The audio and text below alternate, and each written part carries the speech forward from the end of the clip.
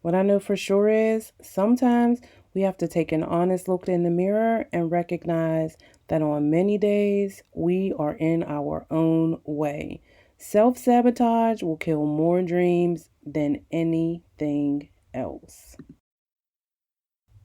Hey, Beacon, thank you for joining me for another episode of the Bounce Back Blueprint Community Podcast. I am your bounce back guide, Tiffany Huff Struthers, and I'm excited to have you here with me today for another episode. This week's episode is actually being brought to you by the Stop Whining and Write Masterclass.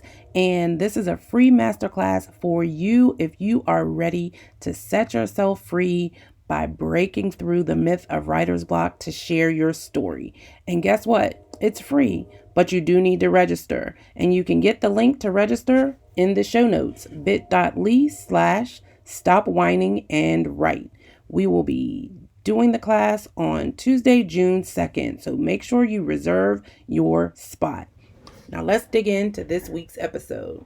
This week, I wanted to dig into some of the ways that we sabotage ourselves. Sometimes we can get into a space where we play the blame game, right? Especially when we are on this bounce back journey and we are working hard to trust God. We are working hard to be diligent in sharing our stories, doing the work to, impact and bless others. There are days when things are challenging. Actually, there are weeks, sometimes there are months. But what I want you to remember is that the word says, no weapon formed against you shall prosper. You don't want to be the weapon that is forming against you. And so in this episode, I am sharing 10 ways that I have been the weapon formed against myself in the past, because I've taken many for the team and I do not want you to have to grow through what I did. So even if you feel like these don't apply to you, just take note, because it might be able to help sister so-and-so, or it might jog your memory when you get into a certain situationship. But I need you to know that the bounce back journey is one that you are consistently reflecting and checking yourself on so that you don't become the weapon that is formed against you. So here we go. These are 10 things that I had to be willing to call out and confront so that I could begin the journey to conquering them. And they aren't in any particular order. You can rank them according to how they are impacting your journey right now. And of course, your journal is a judgment-free zone. So what you write there is between you and the Lord, and you don't have to worry about anybody else seeing, knowing, hearing. Number 1, fear. I was punking myself. The list of things I feared was never ending. I feared trying and succeeding, most days more than I feared failing. I feared what people would say, what people would think. I feared losing friends, and I also feared added responsibility. I was just scared. And I'm not saying that you shouldn't have fear, right? You are human. We are human. We are going to experience fear. It's a part of life. The difference, though, is being able to accept the feeling of fear and move forward and do the thing anyway, right? It is focusing on your faith over the fear, right? And it is really even being honest enough with yourself to be able to accept the truth that you are afraid of something, be it failure or success. And whatever fears you have associated with this bounce back journey, right? Oftentimes it is the fear of people asking this one question: who does she think she is? Right? When we have growth and other people do not, or when we begin to walk in our truth, to share our truth, and other people are not, it is a reflection of that, right? We become a spiritual mirror, and people will get very defensive, and it can challenge our existing relationships. And so I want to encourage you to have the foresight to forgive people on the journey. When you choose to break through the fear, trust God and do it anyway. other people will become frightened. And it's not you, it's their own projections, it's their own insecurities, but you need to keep that in mind. And so, as you journal through these 10 10 ways of self-sabotage, I want you to really ask yourself, how have I been punking myself? How have I been allowing fear to hold me back? Number 2, being stingy. Yes, I was being stingy with myself. I made excuses after excuses for why I did not have the money to invest in myself. And I want to be very clear. It wasn't that I was not spending money on myself, but I was not investing in myself. I was spending money. I was wasting money.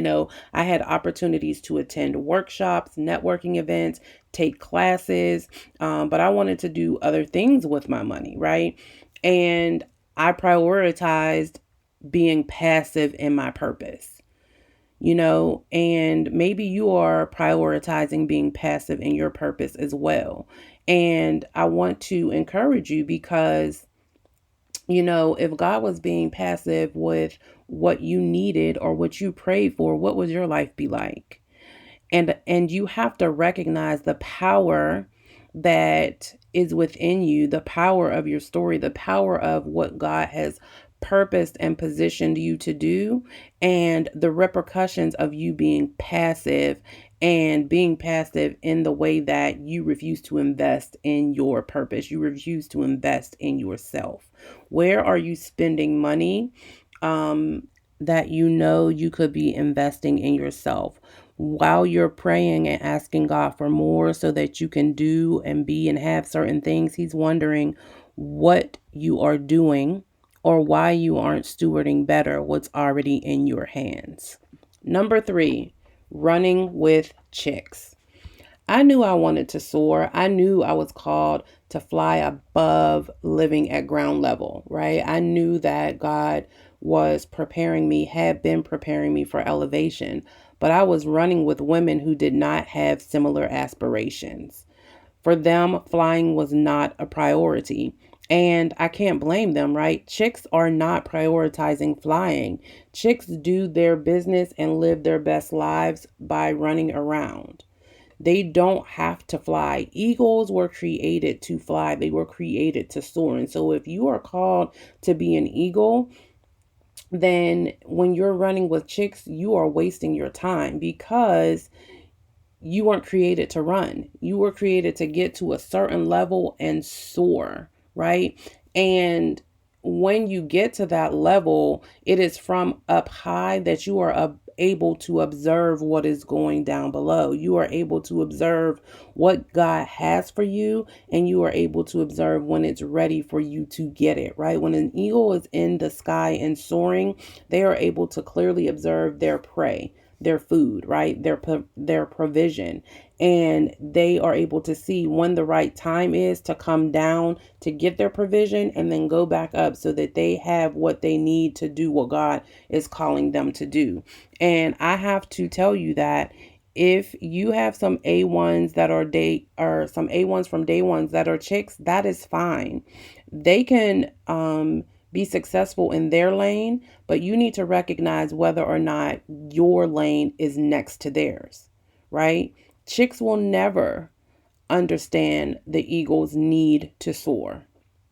And so I had to recognize that, some of my favorites, right? Some of my besties weren't even running with me. So not only was I running when I should be soaring, but they weren't running. They were still walking or tiptoeing. So is the company you keep, right? The company that you're choosing to keep, is it sabotaging you from success on this bounce back journey? Number 4, saying yes. I had to learn that when I said yes to people, to going places, and to doing things that no longer served me, I was saying no to myself. And to be quite honest, I was saying no to God. And we have to understand that exercising the power of no in many cases is really increasing the voice of a victor that it takes on this bounce back journey to share your story with power. And when you are saying yes, This is one of the surefire ways to be the weapon formed against yourself, right? Because we will be whining and praying to God about what we can't do and what we aren't able to do. But it's really because of some of the things that we've said yes to that were not in alignment with our divine assignment. So really evaluate what you're saying yes to that maybe you need to consider saying no to. And this is something that is apparent from your planner or your schedule. It's apparent in your bank account. It may be apparent in your bedroom, maybe even in your social media feeds, right? What are you saying yes to where God is calling you to say no? Number 5, laziness. Yes, I am trusting that this is a judgment-free zone, and I am being completely and 100% transparent when I tell you, like I said, I was extremely passive in my purpose, and I just didn't feel like living purposefully. Don't judge me. You know, like I do, that it is much easier to just be who you are than to do the work to become who God is calling you to be. I voluntarily opted to be less than. Mediocrity is not of God. God does not do anything with mediocrity. He is the creator of creators, right? He is the Alpha and the Omega. There is nothing mediocre about anything God has created or produced, and you are not the exception to that rule. And because you are made in his image, to choose mediocrity is blatant disobedience. And so I have to be honest and say, yes, I was being disobedient. I was being disobedient by delaying my action because I was choosing to be lazy. And we don't think about it this way when we say, I don't feel like it or I don't want to, but that's exactly what you're doing. You don't value the purpose that has been placed on your life enough to recognize that, once you know it's your purpose, with revelation comes responsibility. So I want you to clearly and honestly consider how laziness is sabotaging your success and your ability to move from setback to impact and income. Number 6, self-doubt. This is a big one. Especially if you are struggling to trust God, right? If you haven't already, go back and listen to the series about trust issues. But if you are struggling to trust God, if you don't believe God, then it's going to be very hard for you to believe in yourself because he created you, right? So that was the struggle that I had for a very long time. I doubted that I could actually achieve some of the things I knew without question that I was created to be and do. I was paralyzed by attempts to do something new that had not yielded the results I expected it to in the past. Doubt was defeating me. And here's the thing that I learned: your expectations will cause you frustration. Let me repeat that. Your expectations will cause you frustration. This is why it's so important to trust God and focus on your faith and move accordingly. Do not lean on your own understanding, because what you have determined to be success, or what expectations you place on something that God has given you to do, may be completely out of alignment with what the success or the manifestation looks like that he has planned for you. And so you have to get to a place where you stop doubting yourself because you are doing what God said, period, and let that be enough. Because you believe in God and because God created you, you believe in yourself and you're going to move forward accordingly, period. So, jot down a list of the things that you were called and created to do that you are doubting you can do. And then I would challenge you to get into the word and find some scriptures that negate that. And also, like I said at the beginning, you don't want to be the weapon that forms against yourself. So perhaps, that is an affirmation that you start to use. I will not be the weapon that forms against me. I will not be the weapon that forms against me. I will not allow self-doubt to be the weapon that forms against me. Write that down, sis. Write that down. All right. Number 7, waiting. I was setting indefinite deadlines to get started. Indefinite deadlines to get started. Any reason I could come up with not to take action, I used it. I had to wait for payday. I had to wait until after the holidays. I had to wait for my tax refund. I had to wait for the weather to break. I had to wait for the first of the month, the 30th of the month, the next quarter. I had to wait until I lose weight. Any excuse that I could come up with, any milestone that I could foresee coming, I used it as an excuse. And God is calling us to excellence in this season. There is no room for excuses. What have you been saying you're waiting on? And in fact, you might be saying you're waiting on God. And I came through today to tell you God is waiting on you. Maybe he hasn't revealed the whole plan because he wants to know if he can trust you with the one thing that he's already revealed that you need to do. You are not waiting on God. He is waiting on you. That's a whole word. Number 8, shame. Shame will wear you down when you are on a bounce back journey from a very personal experience, and when it knocks you so low that you almost can't see the top, right? When you've made decisions that contributed to that knockdown, to that blow being so hard, shame will creep in. And when I was experiencing the shame of, bouncing back, of, getting my footing, I remember someone saying to me, "You fell off," you know, like, and then in that space at that time, I wasn't in a place where I could hit them back with, in my Drake voice. I had someone tell me I fell off. Oh, I needed that. That wasn't what I needed in that season. It just, was like someone kicking me while it was down. And what I did was I disguised my shame as wanting people to mind their business. But the truth was that I was just not very comfortable with removing the bandages from my wounds.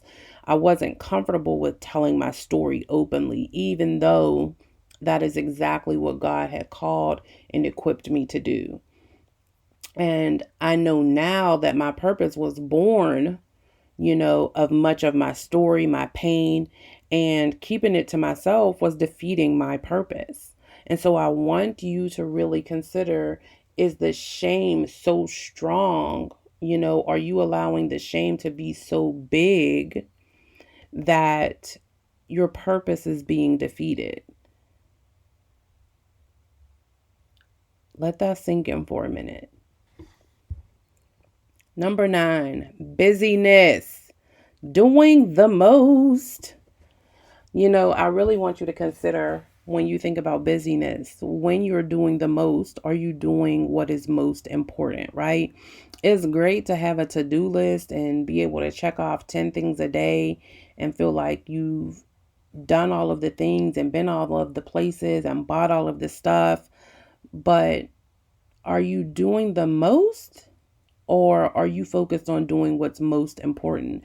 Because what we will do is fill our schedules with the most and then tell ourselves we don't have time. And I was in this season living in a place where every second of every day and much of the next day was accounted for. Like from the moment I woke up, I was on the go till the moment my eyes closed at night. And sometimes before my eyes closed at night, I was already almost in the next day. I had to really look at how I was spending my time and realize I needed to be more intentional with investing my time, right? If you want a return on the investment for the things that you are doing, you need to be intentional about being selective about what you are investing in and why. If you have goals for the year, if you have a vision for the year, if God has given you a directive for a year or a season, when you go to schedule something, it has to fit into whatever those parameters are. And if it doesn't, even if it's a great friend or a good cause, things can be good all day, but really in this season, when you're bouncing back, you need to focus on the God things. Period. You have to prioritize your purpose. You have to prioritize what God is calling you to do. And that is not to say to cut people off or shut people out, but it's really about using discernment and knowing that when you are taking care of God's business, He will take care of yours. And how people receive your obedience is none of your business. God can handle that. Last but certainly not least, I struggled with control. It had to be done by me because it had to be my way, or it was wrong, or it was imperfect. I would pray and then try to make it happen myself anyway. I was always in the way because I would not ask for help, or when I did ask for help, I was overly critical. I was micromanaging it, or I was constantly doing it over anyway because my need for control was so strong. And that was strongly rooted in my not trusting God, right? And so if you have a need to be in control all of the time, it's likely that you are still challenged with trusting God. And I can tell you right now that your need for control will cause consistent conflict. It will cause consistent conflict, and the conflict will overflow, specifically if you are not willing to recognize that you have challenges with being in control, right? Contrary to what popular belief says, only the strong surrender. And so it takes a strong woman to be able to surrender to God and recognize that the idea of control is an illusion anyway, and trying to maintain it is simply going to exhaust you and keep you in a space where you feel like you aren't making any progress because you're trying to hold on to too many things at one time. And so I am challenging and encouraging you to release. Make peace with release. Specifically, make peace with release of being in control. And when you have control issues, you will find yourself whining a lot, right? You'll be whining about all of the things that aren't going right, all of the things you can't get done, all of the people who won't do what you thought or expected them to do. And the whining that comes as a result of not being in control, and all of the other self-sabotagers that I shared in this episode, is the reason why I am hosting the Stop Whining and Write Masterclass on June 2nd. So I want you, as soon as you are done listening with this episode, to click the link in the show notes and register for the masterclass. If you're finally ready to break through these self-sabotages, break through the myth of writer's block, and start writing for your life, then you want to be part of this masterclass. Also, of course, if you have not already, be sure to leave a review. When you do, you make it much easier for other beacons of light and hope who are on this bounce back journey to find the podcast and be blessed just as you have been. Remember, God is not going to play you, but if you are in the business of self-sabotage, you are playing yourself.